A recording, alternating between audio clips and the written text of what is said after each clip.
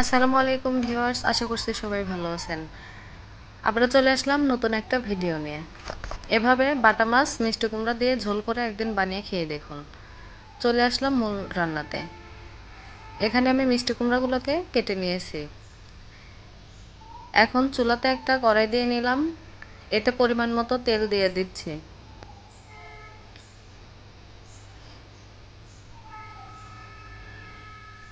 দেখুন, তেলটা গরম হয়ে যখন এসেছে তখন লবণ হলুদ দিয়ে মাখিয়ে রাখা মাছগুলো ভালোভাবে ভেজে নেব।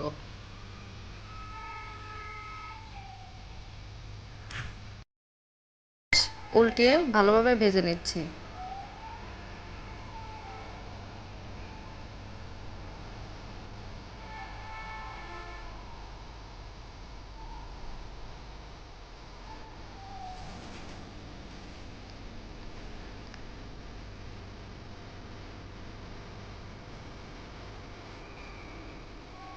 দেখুন, আমার মাছগুলো ভাজা হয়ে গেছে। এখন আমি ভাজা মাছগুলোকে তুলে নিচ্ছি।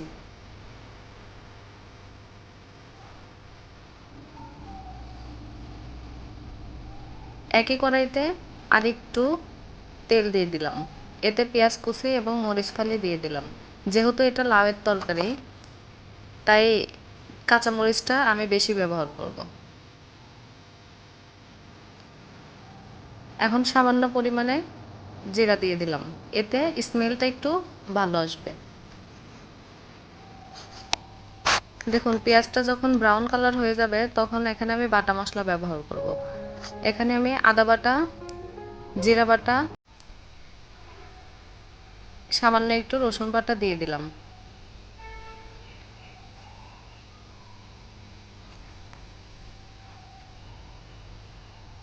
সামান্য একটু পানি দিয়ে মশলাটা ভালোভাবে কষিয়ে নেব।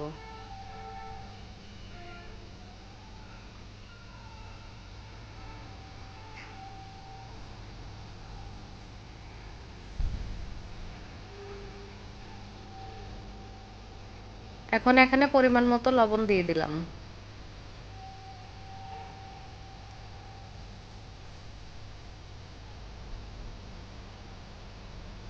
1 চামচ হলুদের গুঁড়া, 1 চামচ জিরা গুঁড়া, 1 চামচ ধনিয়া গুঁড়া এবং সামান্য একটু মরিচের গুঁড়া। যেহেতু এটা মিষ্টি লাউয়ের একটা তরকারি, মিষ্টি লাউটা একটু মিষ্টি মিষ্টিই থাকে, তাই এখানে ঝালের পরিমাণটা আপনারা যে যার মতো ব্যবহার করতে পারেন। এখানে আমি মিষ্টি কুমড়াগুলোকে দিয়ে দিছি। এখন ভালোভাবে মশলার সাথে মিষ্টি কুমড়াগুলোকে ভুনা করে নেব। আর এখানে আমি পানি ব্যবহার করব না, যেহেতু এটা মিষ্টি কুমড়া, এমনিতেই পানি বের হবে। দেখুন, মিষ্টি কুমড়ার পানিতেই মশলার সাথে মিষ্টি কুমড়াটা ভালোভাবে কষিয়ে নিলাম।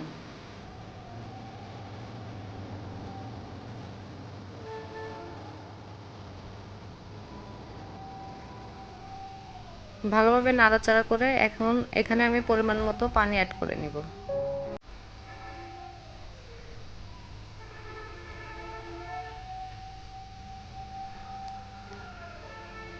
এখানে আমি সামান্য পরিমাণে পানি দিয়ে দিলাম। যেহেতু মাছটা ভাজাই আছে, তাই নামানোর আগে আমি মাছটা দিয়ে দিব।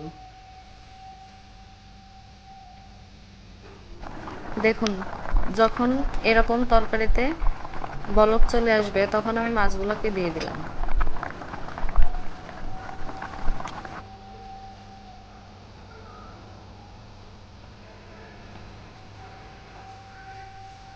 ভালোভাবে নাড়াচাড়া করে ঢাকনা দিয়ে আবার রেখে দেবো 4 থেকে 5 মিনিট।